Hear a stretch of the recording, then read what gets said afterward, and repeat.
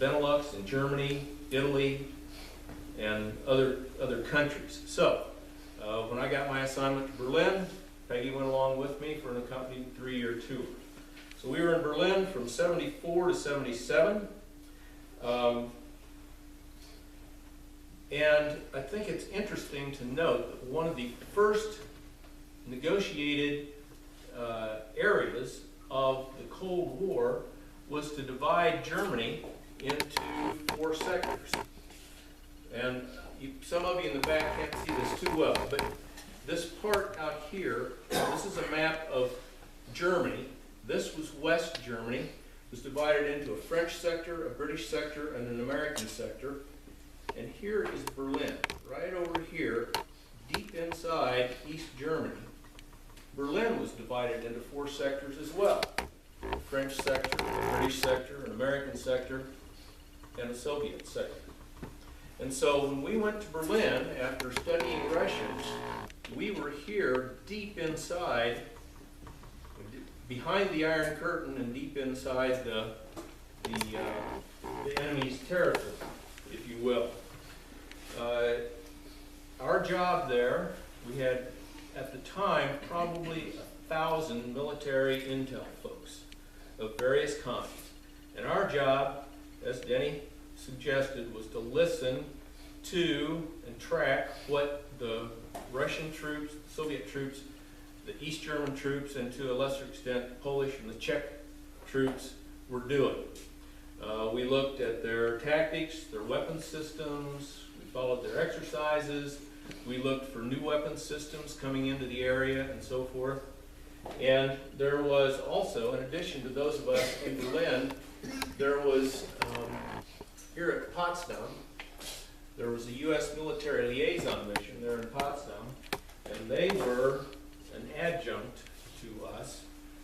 Our role was what's called SIGINT, or Signals Intelligence. Modern militaries use lots of equipment that have some sort of broadcast signature. Okay? I was in the comment business, communications intelligence. How many of you use telephone? Okay? How many of you send text messages? Okay? Or any number of different ways that you can communicate. Okay? That phone sends out a signal. It can be intercepted. And if you can intercept it, then you can listen to it if you've got the right equipment. So that's what we did. We tracked radio and telecommunications systems. That was the comment part. And then we had other folks that were ELINT, electronic intelligence, and they analyzed the signals that were non-communication signals that came off of different equipment. Air defense missile systems, their surveillance, and then their tracking radar signals. Signals that came off of aircraft for various kinds. And they would track those and correlate those to specific types of weapon systems so that we knew what the bad guys were doing and where they were doing it. The folks at the military liaison mission were more in the human intelligence and the photo intelligence business. And they'd go out into East Germany and they'd take pictures, and if they had defectors and folks, they'd debrief them and so forth. So every once in a while they'd come up to our ops facilities and we'd talk to them and see what they knew, and they'd talk to us and see what we thought we knew, and it worked out pretty well. One other thing that I should probably mention is that in Berlin, while we were there, it was the early stages of accelerated technological advances. When I first got to Berlin, our collection operators had reel-to-reel tape decks with specific receivers that they used to tune into different frequencies. We'd record stuff on a reel-to-reel tape. When those tapes got full, they'd go down to transcribers and put them up on their reel-to-reel tape decks. They'd listen to them, they'd transcribe the material. Then they'd come to reporters. The reporters would take that 6-ply paper that they did their transcripts on, manual mil-spec typewriters, and then we would glean the information from those transcripts, and then we'd report it through teletype machines. we went from that kind of a situation to a situation where we had a computer-assisted system with shared tape decks, banks of tape decks, shared receivers, and everything was pretty much paperless. The operators would listen. They didn't know which receiver they were on. They'd listen. They'd target a frequency. It'd go to a recorder someplace else. The transcribers then, at some point, that would show up on their queue, and they'd transcribe it. It'd come to us in the reporting queue, and then that was the way that we did business. And we did that at Berlin, and we had a sister site out in Augsburg, Germany, had a similar upgrade at the time. As I pointed out, West Berlin was a very unique ground site, but it certainly wasn't the only ground site that we had in Air Force Security Service. We used to tell, I was stationed at the 6912th Security Squadron there in Berlin. People used to think we were security police people because we were the security squad. We were on the other side of the security. So we had ground stations in other places as well. In England, others out in West Germany, in Italy, down in Greece and Turkey, and on around in Japan, up in Alaska, out into the Philippines. Some of those were HF, high frequency, long distance high frequency sites that had have any of you heard of the elephant cage antennas?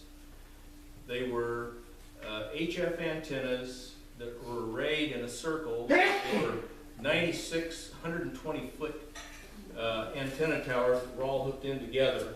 And the folks there kept track of Russian HF networks. So anyway, we had a lot of folks around the Soviet Union keeping track of what they were doing.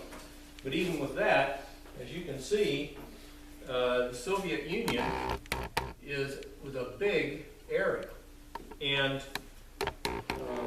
so couldn't track all of them.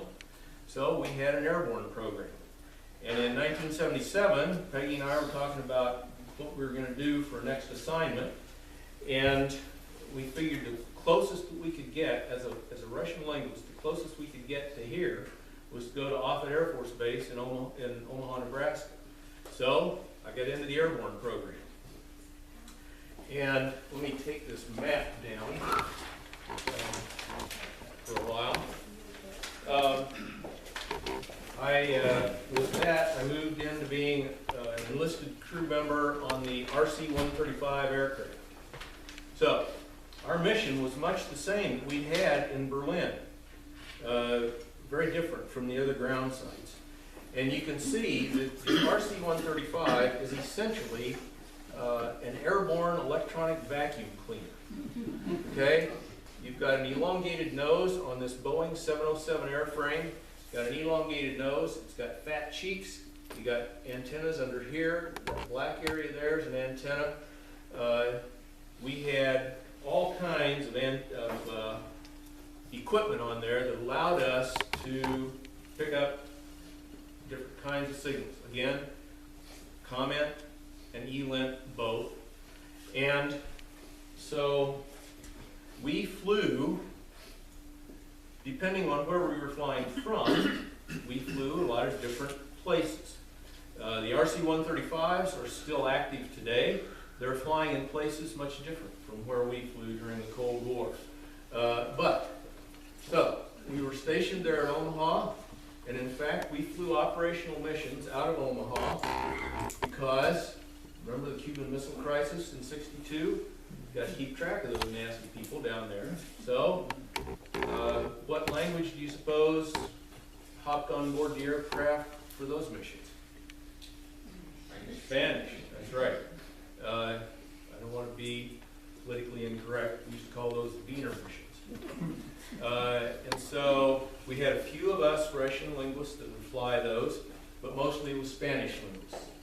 And then from Omaha, that was the headquarters for the RC-135 folks. There we would deploy, In our case, we deployed to Mildenhall, England, or we deploy up to Fairbanks, Alaska, Eielson Air Force Base. And then from Mildenhall, eventually we moved to Mildenhall, and from there we would fly in places you couldn't get to in the Soviet Union on the ground. So we'd go up in here, fly around, we'd go up in here and fly around, and from Alaska we would go over in here and fly around, we'd come down in here and fly around. So you never knew what you were going to get when you went on a flight. But for the entire time we were in Mildenhall from 79 to 82, for the entire time we were over there, we were flying contingency missions because the Russians, Soviet forces, were doing weird stuff here along the Polish border and in other places. So we were keeping pretty close track of what they were doing. It was interesting. Our missions ran anywhere from 12 hours to 18 hours, wheels up to wheels down. We always had at least one refueling, sometimes 2 or 3 refuelings, not for us to give gas, but for us to take gas. The RC is one of the tanker-based aircraft that can't refuel others. There's so much equipment on board, can't get enough gas on there to refuel somebody else. So almost always, once it takes off, you got to take gas in order to have your mission go.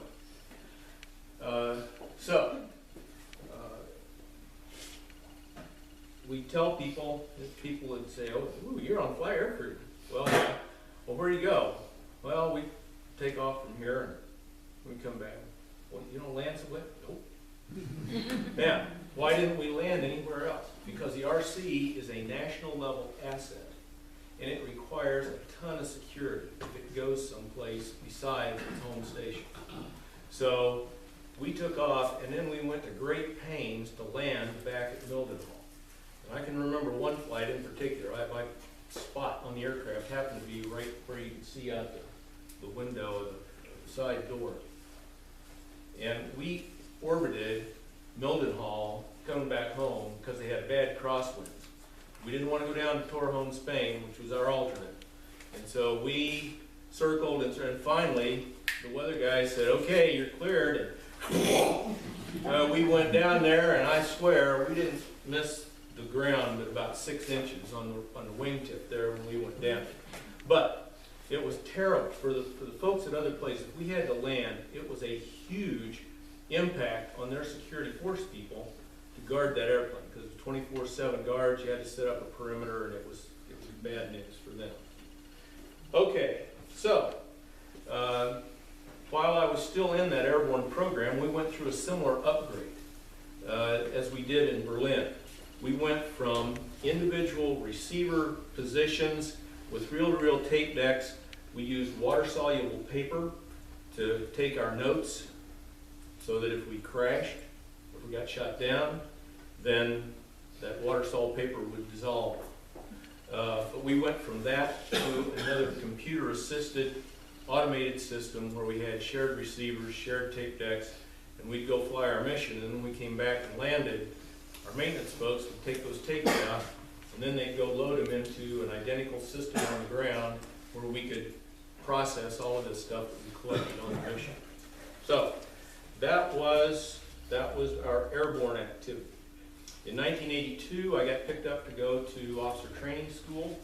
We went from Mildenhall, I went down to officer training, then I went to basic comm officer training, and then we still stayed on the front lines of the Cold War, because after that we went off to Grand Forks Air Force Base, North Dakota.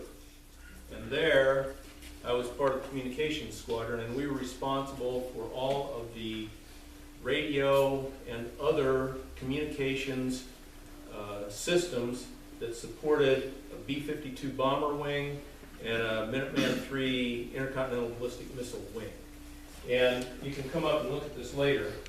This is a piece of one of the small cables that supported the Minuteman III missiles. It's called HICS, Hardened Intersight Cable System.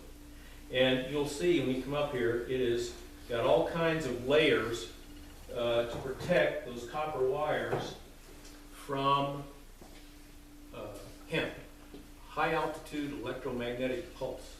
These were buried about 6 feet in the ground. The big cables were big,